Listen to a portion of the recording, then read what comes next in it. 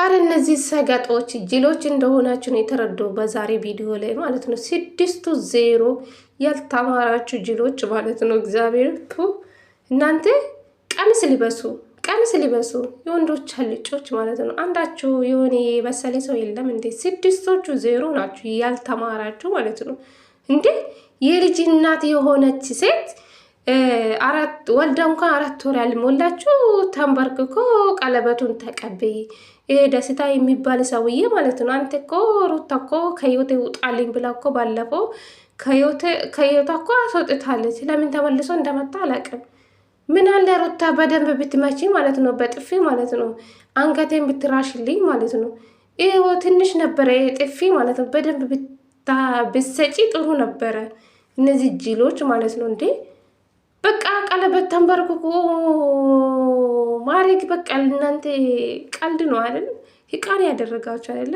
ባለትዳር የሆነች ሴት ልጅ እናት 4 ወር ያልሞላ ልጅ ላይ ቀለበት ተቀበይ ያላችሁ ጭራሽ። ሩታ እኮ በራሷ የምትመራ ጀግና ሴት ናት እኮ። እንዴ ደግ አደረገችው። እንዶ ምን አለ እኔ በሩታ ቦታ ቢሆን ማለት ነው ይሄ አበባ ከእጁ ወስጄ ነው የምወረውርለት። እሱም በጥፌ አድርጌ ወርውሬ ነው የሚሄደው። እግዚአብሔርን ቆምቼም ከነዚህ ዱባን ጋር ማውራት የለባትም ነበር። እግዚአብሔር እነዚህ ዝምባ እግዚአብሔር እንዴት እንዳናደዱ ወዮ። ዱባን ነው ምንድን ነው የሚባል እናት በፈጣሪስ እግዚአብሔር ይቅር ይበለን። እንዲ አረ ጾማችን እንጾምበት እንዲ። እናንተ ስራ የላችሁም አትጾሙ ወይም ምን አትሉም እንዲ? እኛ ኃጢአት አታስገቡም በፈጣሪ ስም። ሰላም ጤና ይስጥልኝ ውድና የተከበራችሁ የቻናሌ ቤተሰቦቼ እንዴት ናችሁልኝ? ደህና ናችሁ? የኔ ደህና ነኝ እግዚአብሔር ይመስገን ብያለሁ። የኔ ውድ ቤተሰቦቼ ለዚህ ቤት አዲስ ከሆናችሁ ላይክ፣ ሼር፣ ሰብስክራይብ በማድረግ ቤተሰብ ሆኑ ለማለት ፈልጋለሁ የኔ ውዶች ማለት ነው። እንግዲህ ዛሬ በሩታዬ ቤት ቪዲዮ ተለቋል። እንግዲህ እነዚህ ጅሎች ማለት ነው 6 ጅሎች ናቸው እንጂ አንዳቸው የበሰላችሁ ሰው የላችሁም። በተለይ ካሊብና ቢኒ የምትባሉ ትንሽ የበሰላችሁ ሰዎች ትመስሉኝ ነበር። ጅሎች እንደሆናችሁ ነው የተረዳው ማለት ነው። እንዴ እናንተ ምን ቤት ናችሁ ግን እንዴ? እሺ በሩታ ጎን መሆን ከፈለጋችሁ ሆኑ፣ ችግር የለውም። እንደ ማንኛውም ሰው ሆኑ። በዚህ ልክ እንዴ ወርዳችሁ ልጁን ከህይወቷ ካስወጣችሁ በኋላ ልጁን ጎትታችሁ ቀለበት አድርግላት ትቀበላለች ብላችሁ ነበር እንዴ? እና በእናንተ ቤት ማለት ነው። በቃ ሩታ ጅን ያደረጋችሁ እንደ ማንኛው ሴትን ያደረጋችሁ። እንደ ሩታ እኮ ሄርሜላ አይደለችም፣ ውሽምት አይደለችም። ውሽምት ብትሆን እኮ ትቀበላለች። ግን ሩታ ስርዓት ያለች ሴት ናት፣ እውነት ለመናገር ማለት ነው። የወረደች ሴት አይደለችም። እንዴ ሩታ በምን ሁኔታ ነው የቆጠራችኋት እንዴ? ጉድ እኮ ነው። አረ እነዚህስ ምን አይነት ናችሁ ግን? ስርዓት የላችሁም እንዴ? ሮቤል የሚባል ሰውዬ ማለት ነው። አንተ ጂል ማለት ነው። እስኪ አንተ የራስህ ህይወት ኖረው። ለሩታ ነው እንዴ የተጨነቅ? ከሱ ሰውዬ ጋር እንጃቸኛቻ አንተ እኮ አይደለም እኮ ሩታና አብርሽን ያጋባ ማለት ነው። አንተ አይደለም የምታፋታ ገባ አይደለ? በእድሜ ለአንተ ማለት ነው። አንተ በእነሱ ህይወት ባትገባ ሩታና አብርሽ ደግሞ እዚህ ደረጃ ላይ አይደርሱም። አንተ ነህ ሁለቱም በዚህ ልክ የበታተንከ ማለት ነው። አሁን ደግሞ አፍ ያለኝ ብሎ ይናገራል። አብርሽን ለመናቅም ደግሞ ይሞክራል። አረ ከደስታ የጥፍ አብርሽ ይበልጣል እንዴ? አብርሽ ከሩታ ጋር ቢሆን ነው አስሬ እኔ መርጣለሁ እግዚአብሔርን። ይሄ ደስታ እኮ ጅል እኮ ነው። ይሄ ፋራ ማለት ነው። ሳስጠላ በቃ ሩታ ለጥቅማ ጥቅም ነው እንዴ? በቃ ሩታ የምታታልሏት። ሩታ ደግሞ ለጥቅማ ጥቅማ አይደለችም እኮ ወንድ ልጅ ወደ ራሷ የምታመጣው ማለት ነው። ገባችሁ? ሩታ እና አብርሽ ምንም ነገር ሳይኖራቸው ነው ሁለቱ የተገናኙ ማለት ነው። ይኸው ሩታ ከመጣች በኋላ ነው አብርሽና ሩታ እዚህ ደረጃ ላይ ከፍ ያሉ ማለት ነው። ሩታ ጥቅማ አትፈልግም። እሷ የምትፈልገው ንጹህ ፍቅርና ፍቅር ብቻ ነው። የመጀመሪያ ፍቅረኛ ነው የምትፈልገው። ይህ ጂል ማለት ነው። ይህ ያልተማሪ ደስታ የሚባል ሰውዬ ማለት ነው። ይቅርታ ባለፈው በጣም አሳዝኖኝ ነበረ። ሩታ ለምን በዚህ ልክ የሰውን ልጅ ትገፋለች ብዬ ነበር፣ አዝኜለት ነበር። ዛሬ ግን እንዴት እንዳናደደኝ ሩታ ምን አለ በደንብ በጥፌ ብትይ ማለት ነው። የምር ልክ አብርሽን ከዚህ በፊት በጥፌ እንዳመታሹ በደንብ ነበር መመታት የነበረብሽ ማለት ነው። ከነዚህ ዝምባም ጋር ቆመሽ መውራት አልነበረብሽም ሩታዬ። እነዚህ ስርፋቶች ማለት ነው። አንዳችሁ አትረቡም እንዴ? ባለትዳር የሆነች ሴት ቀለበትን ተቀቢ ምናምን የምትሉ ማለት ነው። አብርሽና ሩታ እኮ አንድ ላይ ይሆናሉ። በዛ ሰዓት ታፍራላችሁ።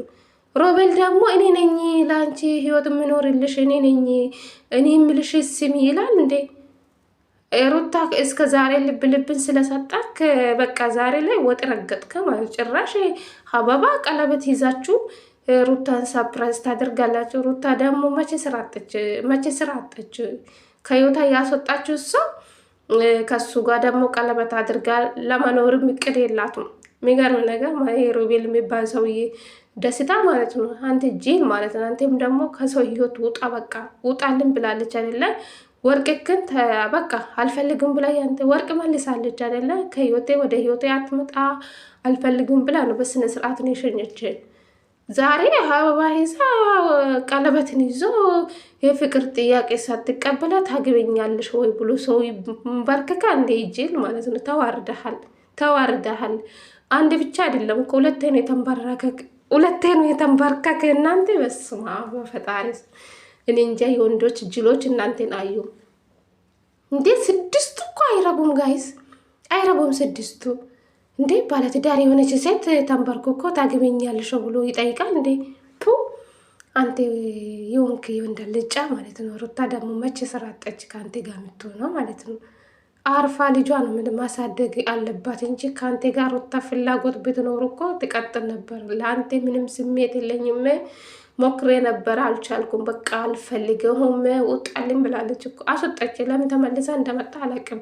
እነዚህ በጎች ናቸው ይዞ ያመጡ። በእርግጥ እንዴ ደብረ አንድ ሰው ካልፈለገ በግድ ሩታ ከሱ ጋር መሆን አለብሽ እንዴ? ፍቅር ካልመጣላትስ እንዴ? ሁሉም ነገር እኮ በእሷ ፍላጎት ነው እንጂ በግዴታ ከሱ ጋር ሆኚ ማለት አትችሉም። እናንተ ምን ቤት ናችሁ? ጉድ እኮ ነው።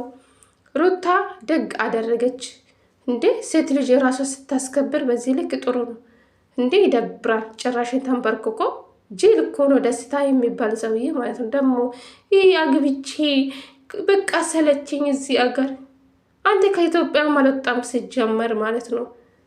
ሰለችኝ ከዚህ ሀገር አግብችሽ ብዙ ፕሮግራም አለ፣ ቤተሰቦች እየጠበቁ ነው እንጂ ጉድ እኮ ነው። በጾም ምድር ሰው ቀለበትም። ኧረ እናንተስ እኛ ጢያት ውስጥ አታስገቡ። እናንተ አትጾሙ መሰለኝ በፈጣሪ ስም እንዴ! ስርዓት የላችሁም እንዴ? ያልበሰላችሁ ጥሮች የራሳችሁ ህይወት አትኖሩ እንዴ? ከሰው ህይወት ውጡ በቃ። ሩታና አብርሽ እኮ ሊታረቁ ነው። ሁለቱ አንድ ላይ መሆን ይፈልጋሉ። እናንተ ምን ቤት ናቸው አሁን? እሺ አብርሽና ሩታ ከታረቁ እናንተ እንደዚህ ነው የምትቀጥሉ ወይስ እንዴት ነው? እናንተ ነገር አልገባኛው።